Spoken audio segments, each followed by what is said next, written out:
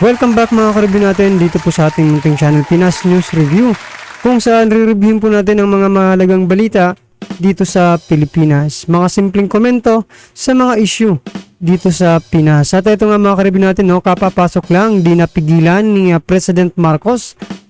Inutos tanggalin na Castro, Speaker Romualdez, VP Sara bit-bit na. Yan mga ka-review natin, patungkol po riyan ang ating aalamin mula po dito sa channel ni Banat Kapanig TV. Nasa description po ang full video link ng balitang ito. Mag-subscribe na po kayo kay Banat Kapanig TV. Yan mga ka-review natin, kung bago ka pa lang at di pa po nakapag-subscribe sa ating munting channel, please don't forget to subscribe. At i-click na rin po ang bell notification para updated ka po sa lahat ng ina-upload nating reaction video. Yan mga ka-review. Eto na, sama-sama at sabay-sabay po natin pakinggan, panoorin at bigyan ng reaksyon ang balitang ito. Ito na po. During the break, there were threats against one of the House members. And he was referring kay Franz Castro and the House itself. At ang sinasabi nila dito, yung binabanggit kagabi sa kanilang pagpasa ng resolution. Yung tungkol sa pagbabanta daw at pag-aatake o kritisismo ni former President Rodrigo Duterte. Sabi niya dito, dagdag niya, "So I believe this is to show our solidarity not only towards the Speaker, but for the institution as a whole and its sanctity." Institution as a whole and its sanctity ni Congressman Sandro Marcos. Ang sagot natin dito sa kanya, number one, hindi po sacred ground or sanctimonious or holy ang House of Representatives. Untouchable. Untouchable at hindi kayo pwedeng magkamali. So as the government. Kaya nga, it is fallacious, hindi po totoo, yung sinasabi na the Pope is infallible. May quotation na ganyan, na ang Santo Papa sa simbahan Romano-Katolika ay hindi pwedeng magkamali. Mali.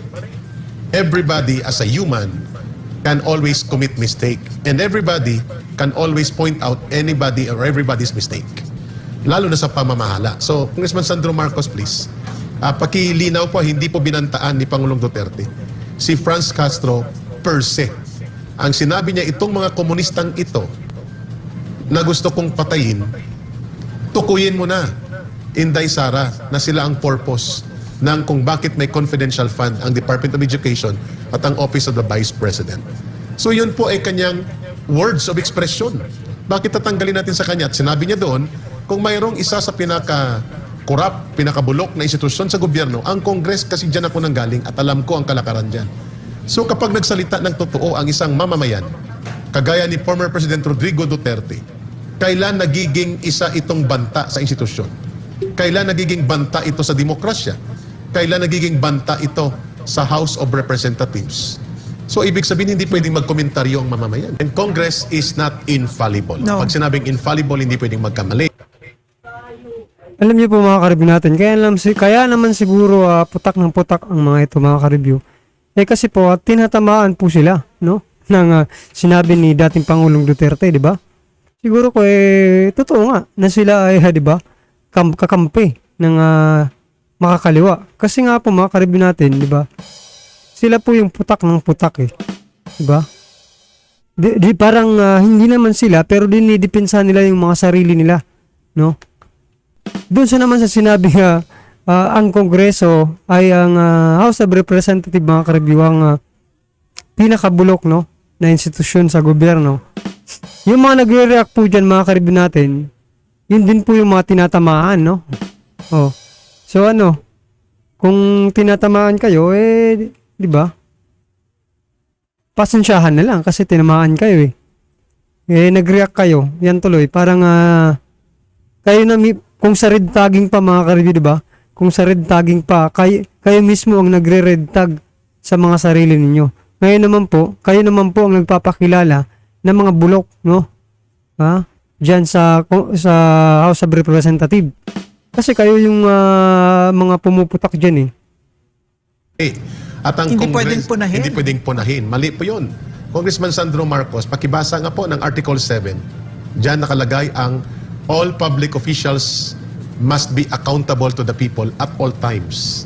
At all times. Ibig sabihin, may karapatan po si Pangulong Duterte na hanapin sa inyo, sa Kongreso, ang accountability as he is also imposing it upon himself.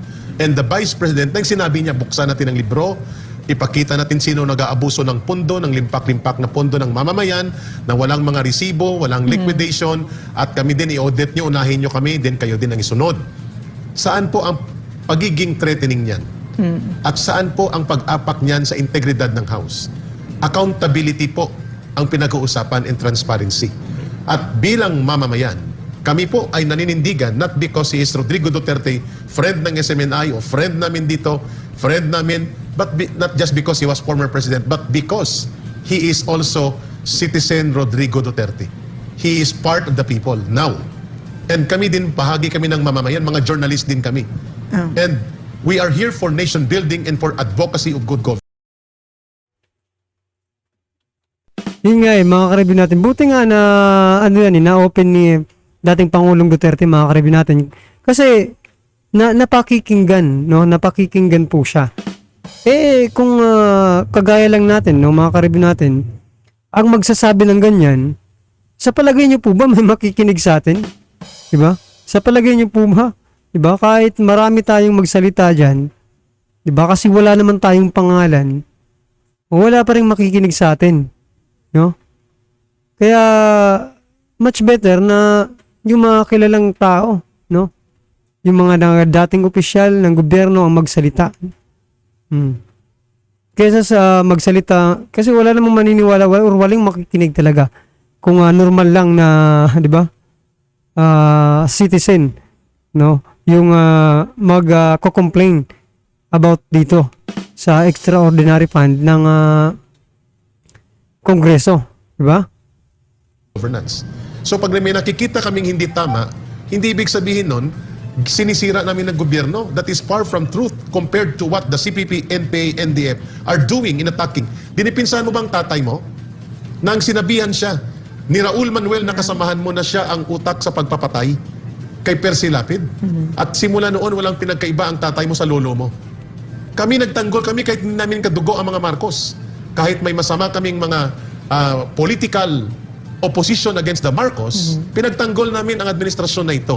Lalo na ako na nanggaling sa CPP, NPA, NDF na nalason kami sa paniniwala ng kasamaan ng Marcos dictatorship noon at naliwanagan kami ng bumalik kami, tumulong kami sa pagpapaliwanag ng kasaysayan.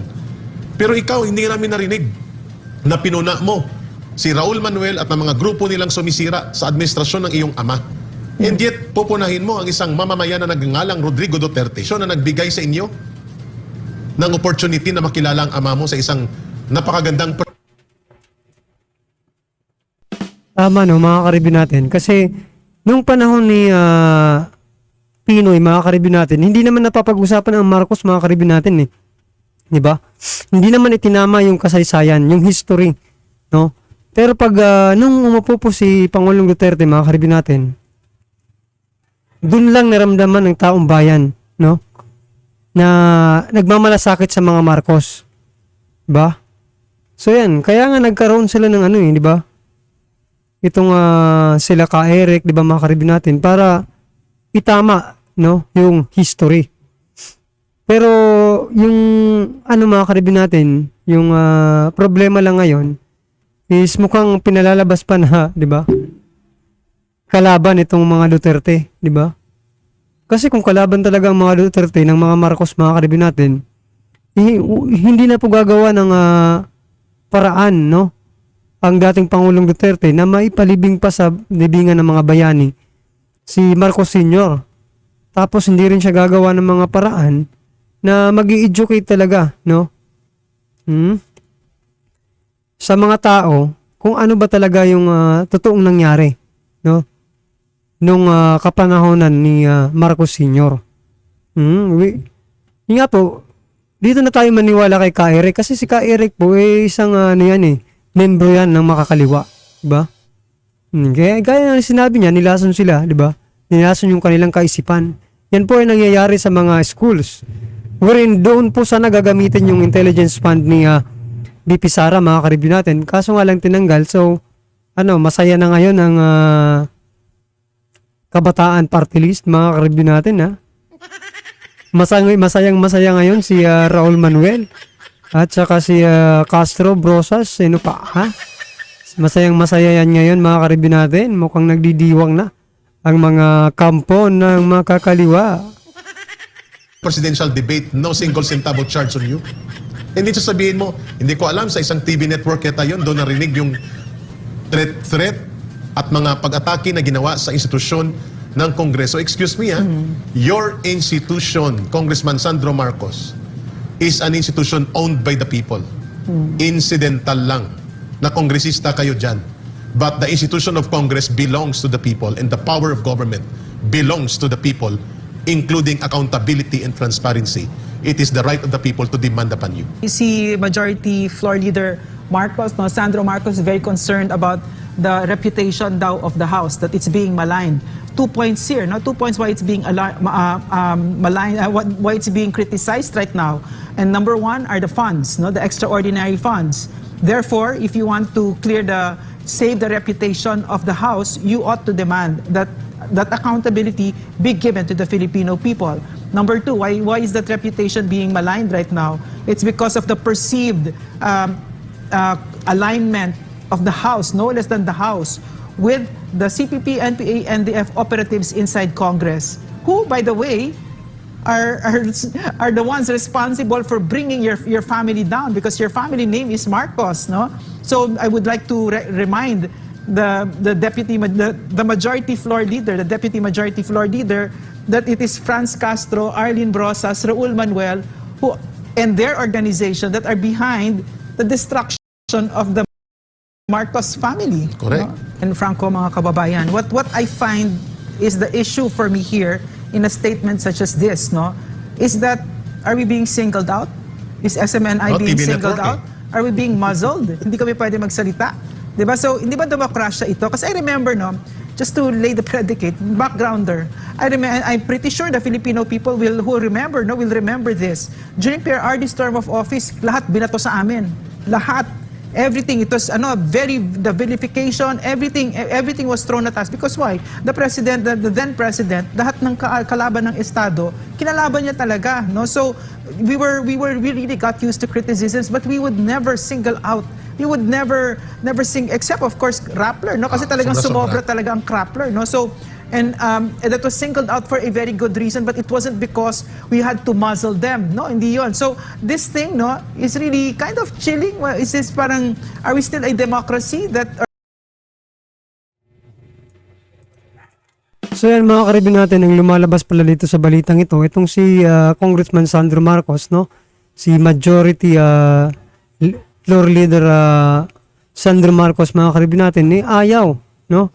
Ayaw pong na mapupuna, makikriticize yan, ang House of Representative. Kasi nga po kagalang-galang din ang House of Representative, mga karibin natin. At lumalabas din na parang kinakampihan pa nila, no? Ni Sandro Marcos, ni Congressman Sandro Marcos, no? Ni Romualdez, itong mga kaliwang grupo, no? Sila Castro, Raul at Brosas. So parang, di ba? Kung sino patuloy yung sumira, no? Sa pangalang sumisira mismo. Sa pangalang Marcos, Marca Review, yun patuloy ang kinakampihan dito ngayon, no? O dahil nga po ito dito sa confidential fund ni BP Sara at dito po sa naungkat na extraordinary fund ng House of Representative at Senado, mga karibin natin. So ano ba? Parang ayaw ba nila na ma-audit sila, mga karibin natin? Kaya ngayon pa lang pinipigilan na magsalita, no? Yung taong bayan patungkol po rito. Nako, delikado po ito, Baka may sabuatan ng nangyayari dyan sa House of Representative. Well, anyway, masasabi naman natin talagang may sabuatan dyan kasi nandyan po si yan dyan po yung tito niya. Posible may sabuatan, mga karibin natin kasi di ba? Mas pa rin, matimbang pa rin ang dugo, no? Kaysa sa tubig. Yan, nandyan po yung tito niyang si House Speaker Romualdez, no? Si Sandro. Posible na may sabuatan dyan, mga karibin natin. Di natin masabi pero posible, di ba?